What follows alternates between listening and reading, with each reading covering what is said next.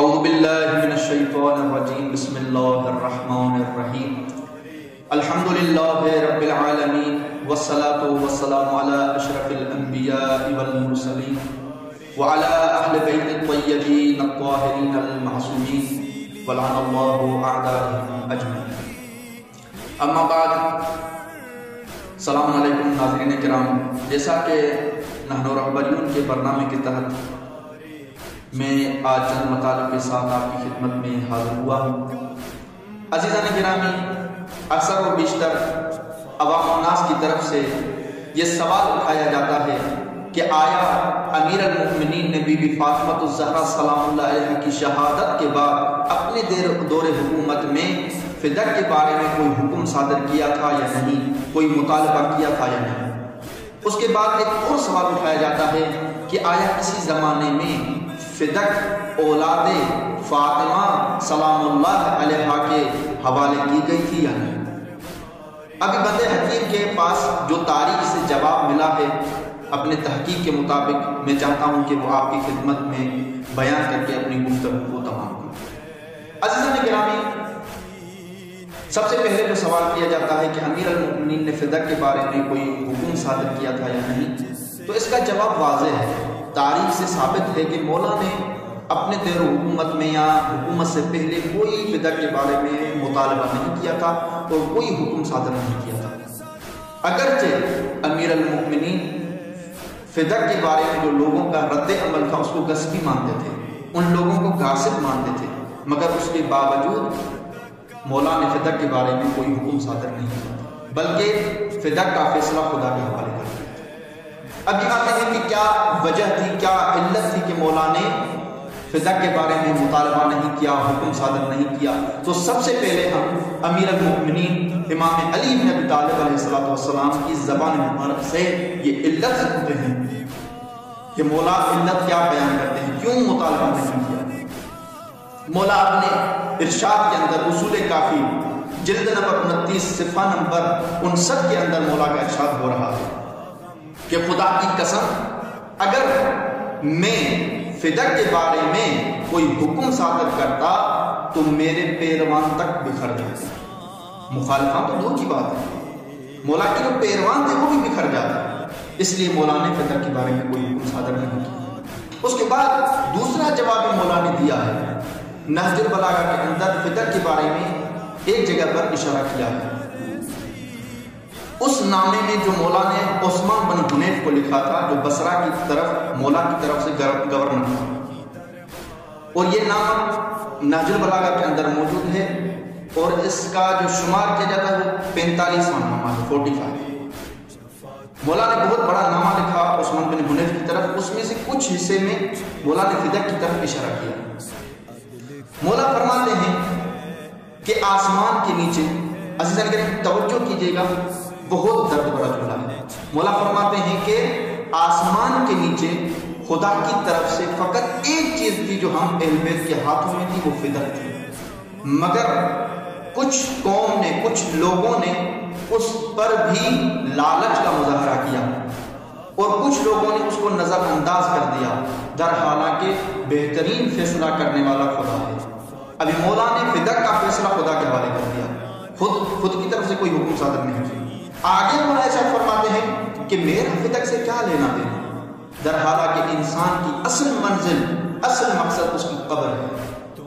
عزیزان کرام، یہاں سے ثابت ہو جاتا ہے کہ مولا نے فدق کے بارے میں کوئی مطالبہ کیوں نہیں کیا، کوئی حکم صادر کیوں نہیں کیا۔ ابھی ایک اور علت جو مولا ہمارے چھٹے امام صادق علیہ السلام نے بیان کی ہے کہ مولا نے فدق کا مطالبہ کیوں نہیں کیا۔ امام صادق علیہ السلام کا ارشاد گرامی ہے کہ امیر المؤمنین نے فدق کے معاملے میں رسول اللہ کی پیروی کی تھی۔ ابھی کس طرح رسول اللہ کی پیروی کی؟ اس کی علت بعثت رسول اکرم صلی اللہ علیہ وآلہ وسلم سے شروع ہوئی۔ جب رسول اللہ نے بعثت کا اعلان کیا تو کفار کی طرف سے بہت ساری اذیت رسول اللہ کو پہنچائی گئی۔ مثلا رسول اللہ کے اوپر پتھر برسائے جاتے تھے، جس گھر میں رسول اللہ مقیم تھے اس گھر کے سامنے گندگی پھینکے چلے جاتے تھے۔ اتنی اذیتیں پہنچائیں کہ خداوند متعال کی طرف سے وحی نازل ہوئی کہ اے رسول، آپ مکے سے مدینے کی طرف ہجرت کر کے جائیں۔ اور رسول اللہ کچھ سالوں کے لیے مدینے کی طرف ہجرت کر گئے۔ پھر جب مسلمانوں نے کفار کے اوپر فتح پا لی اور مکے کو فتح کر لیا تو رسول اللہ دوبارہ مکے کی طرف تشریف لائے۔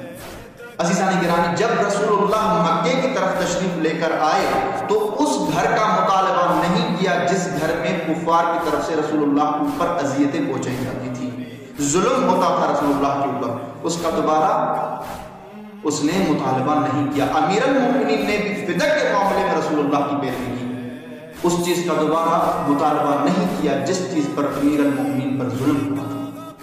عزیزان گرامی، اس کے بعد جو دوسرا سوال اٹھایا جاتا ہے کہ آیا کسی زمانے میں فدق اولاد حضرت زہرا کو دی گئی تھی یا نہیں؟ تو میں نے پہلے آپ اس کے میں خدمت میں ذکر کیا کہ اکثر اور بیشتر جو فدق ہے وہ اکثر مخالفوں کے ہاتھوں میں رہی ہے، مخالف حکومتوں کے ہاتھوں میں رہی ہے، مگر 4 محدود دور ایسے ہیں جن کی حکومت میں فدق جو ہے وہ اولاد حضرت بی بی فاطمہ الزہرا کے حوالے کی گئی تھی۔ ان میں سے پہلا دور عمر ابن عبد العزیز کا دور ہے، جو اموی خلیفہ ہے، اس نے اپنے دور حکومت میں فدق اولاد حضرت بی بی فاطمہ کو دی تھی۔ اس کے بعد ابو العباس صفاح کی حکومت آئی، اس نے اپنے دور حکومت میں بھی فدق اولاد حضرت بی بی فاطمہ کو دی۔ اس کے بعد عباسی خلفاء میں سے بھی ایک مہدی عباسی آیا جس نے اپنے دور حکومت میں فدق اولاد حضرت بی بی فاطمہ کو دی، اور چوتھا خلیفہ جو تھا جس نے اپنے دور حکومت میں دی وہ مامون اور رشید عباسی تھا۔ اگر اس کی سیاست تھی اس میں، مگر بہرکیف اس میں فدق جو ہے کچھ دور تک جو ہے وہ اولاد حضرت بی فاطمہ کے حوالے کی گئی تھی۔ اس کے بعد جب متوکل عباسی کی حکومت آئی تو اس نے یہ حکم صادر کیا کہ جو مامون نے فدق کے معاملے میں حکم صادر کیا تھا اس کو واپس لیا جائے، یعنی فدق اولاد حضرت بی بی فاطمہ سے چھین کر حکومت کے حوالے کیا جائے۔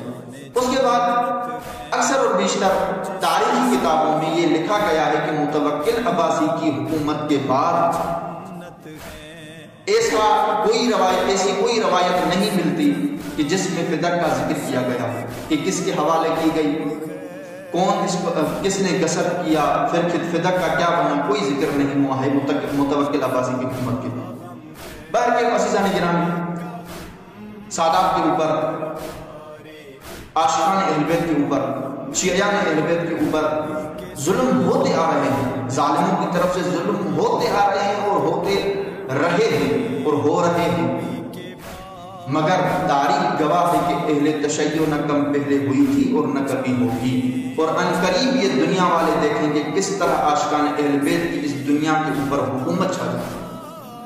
بس میں آخر میں دعا کرتا ہوں کہ خداوند متعال اس بات امام کی ظہور میں تعجیل فرمائے جس کی ہم انتظار میں ہیں، جو اس دنیا سے ہر ظالم اور جابر کو صفا و ہستی سے مٹا دے گا اور اس دنیا کو عدل سے بھر دے گا۔ والسلام علیکم ورحمۃ اللہ وبرکاتہ۔ عدل کیسا ہے جناب زہرا کا حق جس شقی نے چھینا ہے، ضرور